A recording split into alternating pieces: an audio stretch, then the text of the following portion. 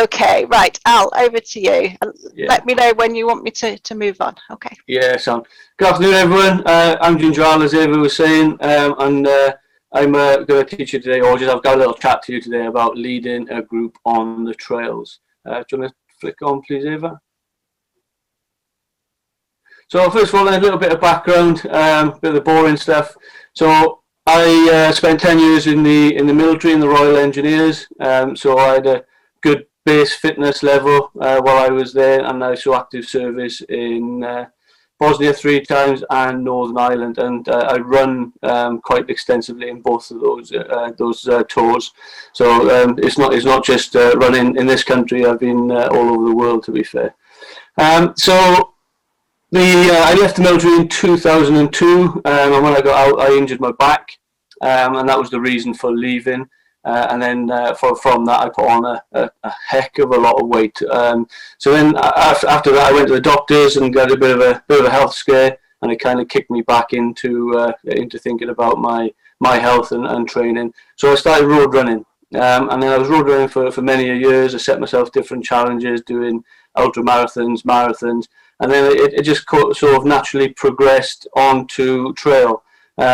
I was the chairman of a local running club down in Ustrad Runners, and I asked them if they wanted to do a bit of trail, and nobody was interested. And I thought, we're missing a massive sort of a contingent here. We need a group of trail runners. We've got Caerphilly Mountains, Brecons up the road, Penalta Park. You've got the Money the Grug.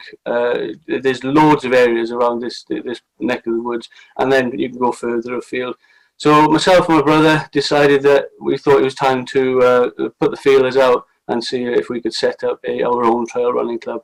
So we came up with Hengoed Harriers, and we first started back in March in 2018. So this month is one of our birthday month. And we only started as just myself, my brother, and a guy called Chris that turned up on the first day. But like Eva was saying, even if it's just one or two of you, they're making that difference. And we found then after we put it on social media, it grew quite quickly. We've currently had about 55 members, which is it's a nice number. It's nicely to be able to control it out there on the trails. So that's the boring stuff. We can move on to the next slide, please, Eva. So what is trail running? It's pretty straightforward, really. It's just an activity that combines running, and where there's steep hills, gradients, then you can walk.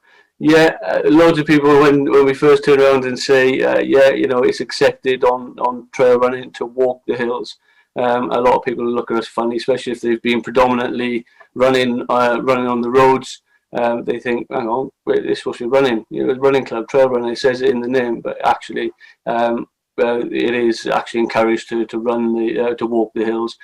Predominantly being, if you've got your technique right going up the hills, you actually save more energy. And more often than not, on ultra marathons where we've had a steep incline, I've actually overtaken people who are trying to run. They're expelling more energy, and I've actually saved energy while getting up to the top, and I've actually overtaken them. And then I've got the energy to carry on, whereas they stop at the top to actually pick their lungs back up and put them back in. Next slide, please, Eva. So, from a sort of a leader's perspective, then it's crucial when we look at choosing the trail, and we then need to look at a bit of the trail safety to go with that.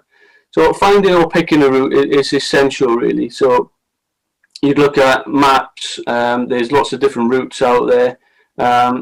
Some are well maintained, and others are just so overgrown, especially towards the later end of the summer where they've not been upkept. So it becomes a challenge then when you're running through brambles and stingies, and it all adds to the adventure, really. So when you're running on the trails the first time, it can be quite daunting, but it can also be very, very exhilarating. So it's key to choose the right trail when you're going out. Next, please.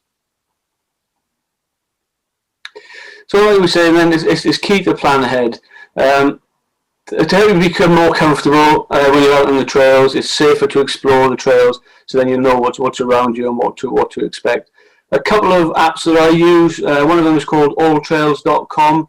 This one is set up for hiking, but you can go on there. You know, if you can walk it, you can run it, and it's some brilliant routes on there. So, say for instance, now if I want to go to Brecon tomorrow, I would type into the app Brecon, and it would come up with a plethora of different routes I could take, and it'll tell me whether they're going to be easy, hard, intermediate, so you can plan it that way. And it'll also give you the elevation. It'll show you on the map, that's the free version. You can also have a paid version of it, so then you can download the GPX file and actually follow it on your watch if you needed to, but you can also follow it on the phone. But the thing with your phone, if you don't have a signal, it can drop out. So I always will download it and pop it into the watch.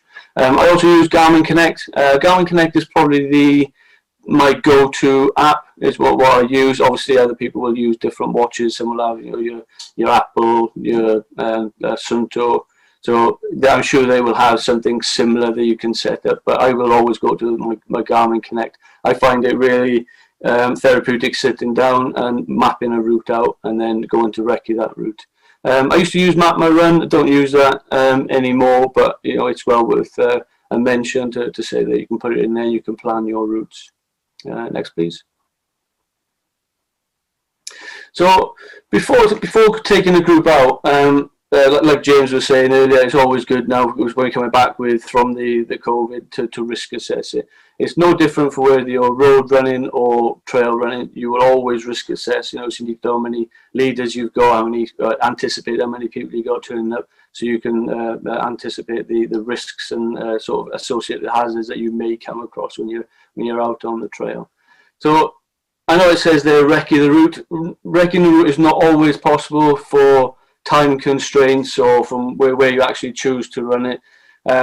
I try to tend to, if I'm going to take a group out, I will try and get there a day or two before and run the route, just to make sure that there's no sort of hazards there at that time. Make sure that there's no gates being closed off, blocked off. There's no felling of the trees going on. Farmers haven't put the sheep out to lamb, or you haven't got any cattle in the fields as well. So all things really you wouldn't necessarily think about if you were going for a road run. The things you would think about there, and have I got the right trainers on? Have I got my headphones, and are they sort of not loud enough so I can still hear the traffic? When you're out on the trails, leave your headphones behind, because you can listen to the birds, the bees, and everything else that's out there. So when you've recce'd the routes, then you'll get to know what hazards may be present. Like I said, so it could be animals on the trails, it could be cattle, felling trees, that sort of thing. You have an idea if you've been there before, and normally if the Forestry Commission are going to be felling any trees, they'll put notices up a couple of weeks or maybe months in advance. So it's always worth going a couple of times in between the time you're going to take a group out. And then off the back of knowing what those hazards are, you can organise your brief your leaders or volunteers which are all going to be the hazards which are going to be on that route as well. I always try and look for, when I plan my route, I look for an exit strategy as well, just in case we need to cut it short. So you never know whether somebody's going to twist an ankle or go down, have a cut, or perhaps their ability is not what they thought it was. So then you can arrange it with one of the other run leaders then to either cut short, or you take the whole group back. So I'll always try and factor in, if it's a circular route, I'll always try and have either a cut back or a sort of a shorter cut to take everybody back to the start.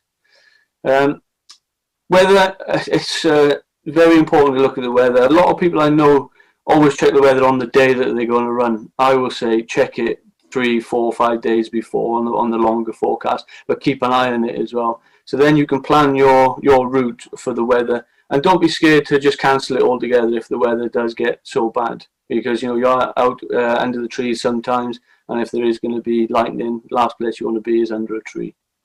So confidence as well. Have confidence when you're out there. If you're leading a group and you start getting flustered, and people will be looking at you then, and then if you're getting flustered, they think, blimey, they don't know what they're doing, they don't know where they are, and they'll start to panic, and then before you know it, the whole group is panicking, nobody knows where they are, people want to go off in different directions.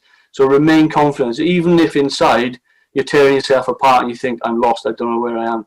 Remain confident, it will work itself out. So that is, for me, is quite key as well. When we used to go for a run, if we took a wrong turn in or we were lost, we wouldn't say we were lost, because that straight away sets panic into people. All we say to people is, we're on an adventure, and that kind of relaxes people. So that's all we say it is. It's an adventure. So we'll never say it's lost, because for some reason that word lost brings panic into people.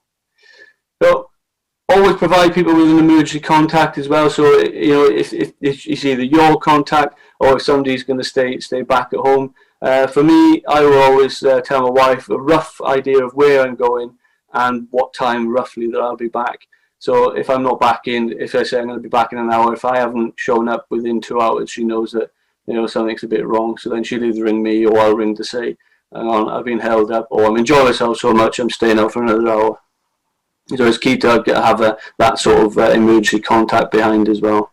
And don't be afraid to change your session to suit the needs of the physical levels of people turning up, or if you do have a niggle, or again if the weather's not right. So don't be afraid. Don't think, right, I've set this session for Wednesday, Tuesday, whenever you've set your session, and don't think I've got to rigidly stick to that. So don't be afraid. Always have sort of like a backup plan in the background there. I normally have about 3 or 4 routes if I'm going to go somewhere, which I can choose from, or I'll just change it at the last minute and say, apologies, but because of the weather, because of this, because of that, or this fell in the area, we're now going to move it to a different location. Next, please. So the trail running gear. This is quite a hot topic throughout the club, to be fair. But I'd like to just have a little chat about things that I like to take when I'm going out, if I'm leading a group. The first thing really is a fully charged mobile phone. The amount of people that have turned up to a club session, they've got like 3% left on their phone. As long as somebody within that group has got a mobile phone and it's fully charged, because that can be your lifeline. If you download, it's called What 3 Words, that can be a lifesaver. It'll pinpoint you within 3 meters of where you are if you get into trouble. So a fully charged mobile phone. You won't always have a signal, but if you've got the ability to text the What 3 Words, the chances are they will find you, and they'll find you quickly. Next, please. So, like I was saying, we can't fully rely on the mobile phone to be charged. I know you can download apps and maps on your phone, but if you haven't got a signal, then you can run into trouble quite quickly. So always take a map with you and a compass, but obviously the key thing there is you need to be sure that you know how to read it, or somebody can read the map within the group. Especially if you're sort of the low light, or if the visibility, the clouds have come down. So it's always key to have somebody that's proficient with a map and that can read the linear features on there, even when the visibility is poor. First aid kit. I always take a first aid kit. I don't put too much in there. Things I put in there like blister plasters. I'll have an emergency whistle was normally in mine, and just sort of like the plasters for sort of cuts, grazes, just so you can get yourself out of a little bit of bother. Chances are you may cut yourself on a branch, graze your knee, or pick up a little, you may have twisted your ankle, but if you've got a little bandage in there, you can support yourself enough to get yourself back out of trouble. Next. So I wouldn't say a hydration pack is essential, but hydration itself is essential. Even if I'm going for a short run, sort of 5-6 miles, I'll still take a 500 milliliter soft flask with me, whether I put it in my belt or whether I actually take the pack with me. It's easier if you've got the pack, because then you've got your hands free, and you can do whatever you want then and use your arms for balance. So while the hydration pack is not an essential part of a kit, the 500 ml soft flask or water or something with you with fluid, again, you don't know how long you're going to be out there. You could get lost. Sorry, you could go on an adventure. So head torch. If you're going to be running after dark, guys, you definitely need a decent head torch. If I'm going to go for more than an hour in the darkness, I will take 2 head torches, because inevitably one will end up running out. The head torch that I've got, the better one that I've got is about 100 quid, and I'd say it's probably paid for itself now. And it lasts for about 3.5 hours on full beam. And then I've got another one. It's only £7. I got it from Lidl's, which I thought, oh, it would be rubbish, and that's actually turned out to be one of my go-to ones for a shorter run. It's a really, really good head torch. I definitely recommend it if they still got them. Not sure if they have. Next. So waterproof or windproof? Your waterproof inevitably will be windproof, but it's worth spending a little bit of money on a waterproof jacket. Even if in the middle of summer, I will stick my waterproof jacket in my pack. Even if the weather forecast says you're going to have glorious sunshine for the next 5 or 6 days. If you're stuck up on top of a mountain, pull your waterproof jacket out because it'll protect you from the wind and any other elements which are out there. And again, I know I've had in the past, I've bought some cheaper ones from Decathlon or Sports Direct thinking that they were brilliant. But then when I've actually worn them, when it's actually rained, I've found that they turn into something we call boil in the bag. So you sweat more on the inside because they're not breathable enough. So if you are going to invest in one, I would say go for a better one, which is a little bit more breathable. But they can vary in price, anywhere from £50 up to 200 odd quid. But get something that's comfortable for you. Yeah, more often than not, you can pull it out, throw it over the back of your pack as well, and it'll sort of protect you from all the elements and your pack as well. Next, please. Trail shoes. This is my favourite. I'm a bit of a trail shoe junkie, really. I think I've got about 7 pairs, and they all do different things. Trail shoes are totally different to your road shoes. They'll have bigger lugs on them. They'll have toe protection, sole protection. On the uppers, they'll have more protection. Bigger the grips on the outer sides as well to stop you from slipping. Whereas your road shoes, basically, they give you more impact on the underside of your trainer, because that's where most of the impact is going to be going through, and the impact is always going to be repetitive. It's the same. When you're out on the trails, you're going to be over different obstacles. You've got your tree roots, you've got your rocks, your different slopes, mud, loose sort of stones as well. So you need that element of support for you. Like I say, I've gone through a number of trail shoes. I destroy them because of some of the terrain that I go across. They probably last me anywhere from about 2 months to 6 months. I don't get much more than 6 months out of them. But I know people that have had them for 12, 18 months. So it really does depend on how much you use them as well. And there are, same as road shoes, there are different sort of cushioning types, where I know a lot of people on the road side of things will say, right, I'm an underpronator, I'm an overpronator. On the trails, it doesn't really matter because of the terrain that you're on, because you're undulating, your feet are moving. On road, you tend to be the same repetitiveness. So I always go for a neutral trail shoe. You'll be hard pushed to find anything that's an overpronation shoe or a underpronation shoe. You'll always get sort of neutral, but then they'll say it's got added cushion or added this and added that. So yeah, trail shoes, I would say if anything you can spend your money on your trail shoes. Next. So we're going to go into some nice to have bits of kit now. So the other things we spoke about, I would say, were essential. So now we're going to move on to little things which are nice to have, and when you give you a little bit of comfort when you're out on the trails. Next. So a smartwatch. Everybody these days seems to have a smartwatch. There's not many people that I know that don't have them, and there's so many different types, versions out there. So it really is a bit of you got to do some research on what you want it to achieve. I went years ago when I first started running. I had the Garmin, and then I moved into TomTom. Then I went on to the Apple Watch, and now I'm back to Garmin. And I find Garmin have been sort of the staple of my running watches. It does everything that I need on there. I can plan races or routes, and I can download it onto my watch, and it will sort of guide me through, and the maps will come up on there. Granted, you are going to spend a little bit of money on a watch, but you don't need an expensive one. But if you are going to be doing a lot of stuff on the trail and you want to use it for navigation, then it's worth spending a little bit of money on there.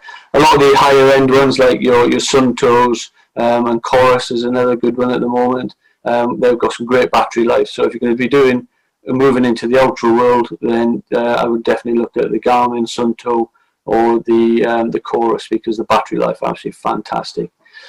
Something I always take with me, I don't use them all the time, are space socks.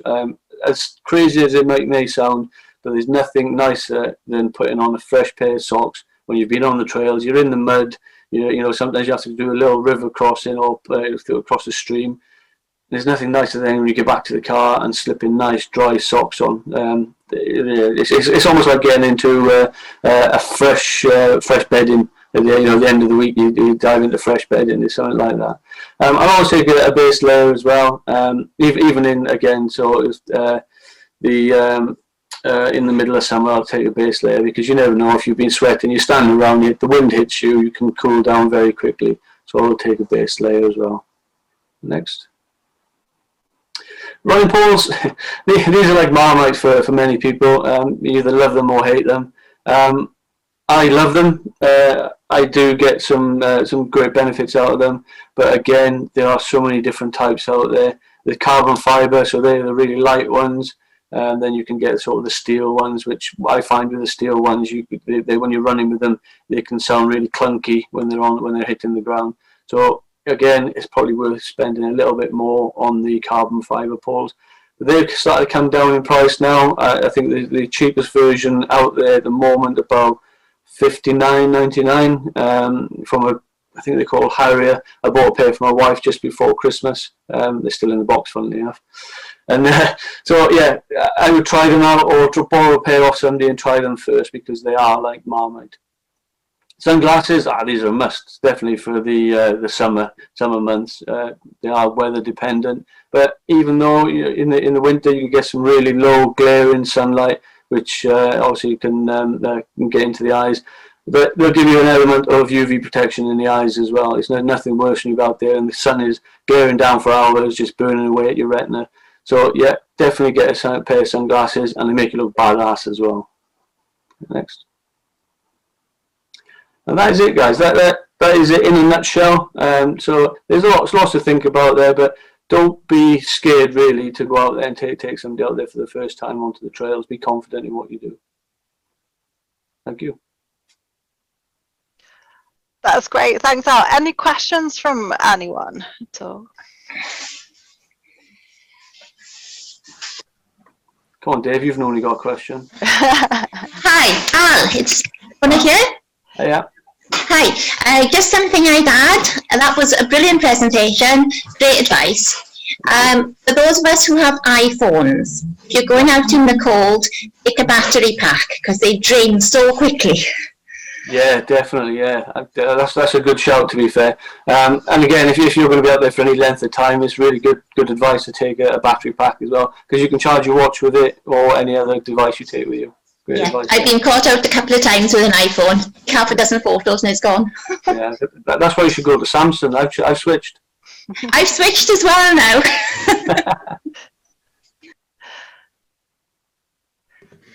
Hi, I'm sorry, it's Christian here. I just want to say thank you. I've been trail running for years. I always like listening to people talk about like their perspective. I agree with you pretty much on everything. If people aren't aware, there's a new book out by Claire Maxted. She was the former editor of Trail Running magazine. It's called The Ultimate Trail Running Handbook. So it's really helpful as well. It's just like all the basics of anyone's, from kit, gear, distances, all sorts of stuff. So yeah, thanks. Yeah, Claire's got a YouTube channel as well. She's absolutely fantastic what she does. The amount of knowledge that she's got from obviously working for Runners World.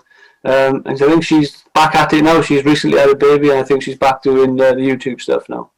Yeah, if it's okay, I'll just mention as well, I've just set up a new group, Wild Trail Cardiff. So this is very much my sort of interest. What I want to do is just sort of free social sort of guided trail runs. So I just want to mention that for anyone interested as well. Yeah, brilliant. Do us a favour, Christian, after this, drop me a message, and then I'll share that with our group as well. Yeah, no problems. I just added you on Instagram, so yeah, good. Cheers. Yeah, Christian, we'll share that as well.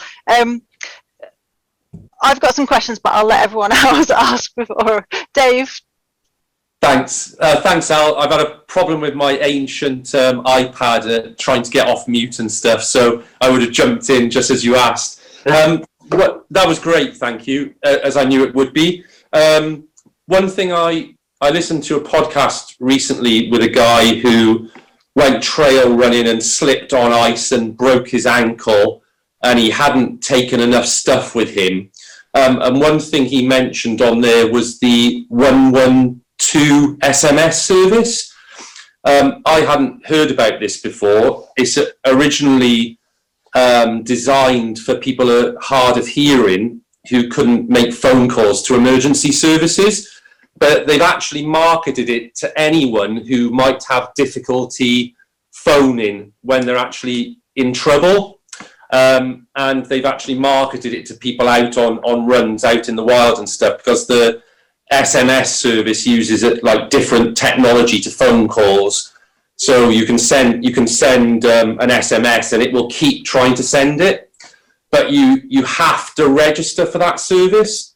So if I remember rightly, you just text register to 112 and it messages you back with links for further information before you register. So I just recommend that, having a look at that for people. Yeah, wicked. Yeah, the Brecon Mountain Rescue do something very similar as well. And again, they work on the same technology as the What 3 Words, where they can pinpoint you within 3 meters. So the technology out there, because they, like you say, it uses a different booster for SMS messaging. So it's better than a phone call, to be fair. Brilliant. That's great. So Sally's just put on there about taking a group out to be able to show how to run a session, and you're preempting everything that I'm going to do later.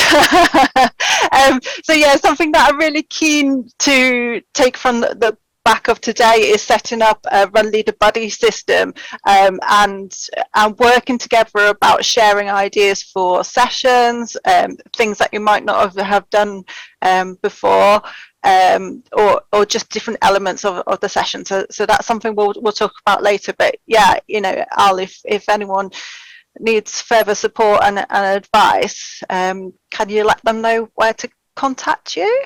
Yeah, definitely. If you look on, I'm on Instagram at als_1, or is it at? It's at Ginger Als _1. You can find me on YouTube. You can find me on Facebook. On Facebook, I think I'm down at as Alan Tompkinson, as my name's on there now. Or I might have changed it to Ginger Alan. I can't remember, if I'm honest. Yeah, but I'm quite easy to find if you're looking around on there. But yeah, some things that we do on our running sessions is, so we do technical downhill, technical uphill, and then we just basically do sort of the trail safety advices as well. So it's quite varied in what we do. Great. Anyone got any more questions? I think David's got his hand up there, is he?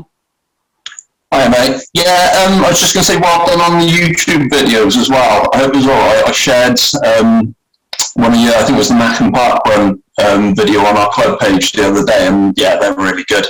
So if anyone hasn't seen that, then you've got a good couple of bits, and you've got an Out on the Trails video as well, and you're on there. So yeah, well done, and just keep up the good work on that, basically. Yeah, brilliant. Keep looking. There's something big coming in May. I'm not telling you what it is yet, but there's definitely something big coming in May. Okay, mate, we'll keep our eyes peeled.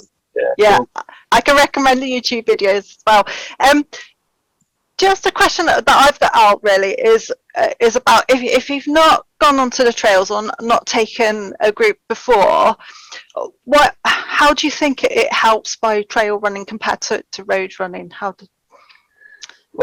First of all, I would say if you're used to looking at your PBs, the time you're looking for time, forget it. Leave it on the road, because you are going to be slower.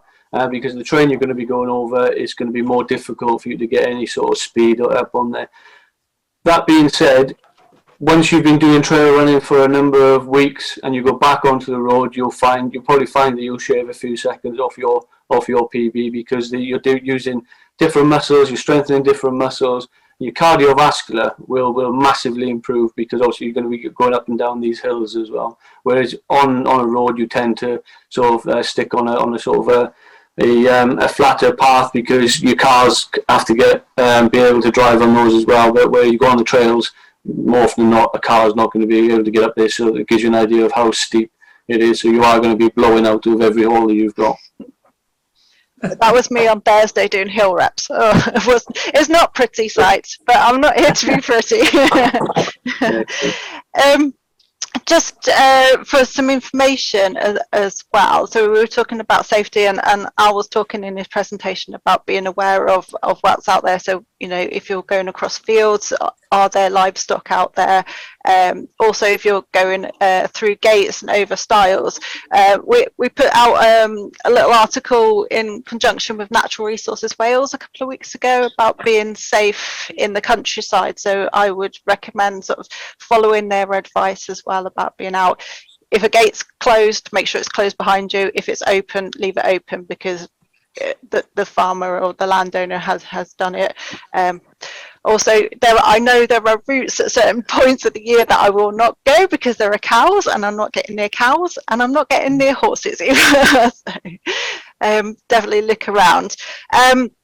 Also, talking about trainers and different types of trainers, we've got a session with Moti on the 20th of April, looking at all things trainers. So we'll be sending that information out for people to log on and have a chat about trainers that are good for beginners, also different varieties of trainers, so whether it's trail running or roads, and some other top tips. So we'll be sharing that, and that's for everybody. That's for any of your group members as well as yourselves. Okay, right. Has anybody got any further questions?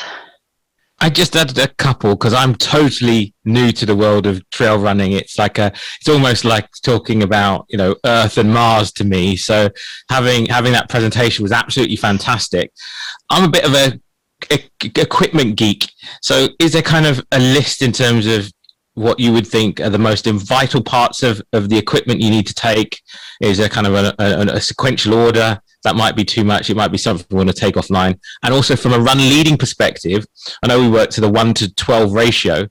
On the trails, would that be different due to the fact that obviously there might be more distance or visibility might be different? Is there sort of, you know, a key that you might work with? Is there less numbers? If so, why? Can you give me a bit more information about like what type of the ideal type of groups you take out on the trail? Does that make sense as a question? Hopefully, it's kind of yeah. We'll try and strip it down. Yeah. Thank you. But in terms of the run leaders for people put the ratio, again, it's probably 1:12 the same. But what we tend to do is if we do tend to turn a corner, or if there is the trail goes off into different directions, we'll wait at that point and wait for everybody to gather up. So we won't move off until everybody's with us, so we don't lose anybody. And what we'll tend to do is we'll make sure there's a run leader at the front, run leader at the back, but if we've got more than sort of 20 people, there'll be a run leader in the middle or moving back and forward as well. But that's what we do, is if we come to a natural point, we'll say, right, we'll stop here, wait for everybody to catch up, and then we move off. And what we find is a lot of people actually like those stops, because, you know, if you're going uphill, it's good to get that breather. Yeah, absolutely. And in terms of technology to take out with you, I like to say, for me, my go-to is the watch. I've got the Garmin Fenix 5, and you can download GPX files into that, so then you can follow those, or you can set up your own routes on there. And I find it very good. We've done because the Rhythm race was cancelled last year. Myself, Diane, and Trunkster, we decided that we were going to go and run it because we could only stay within our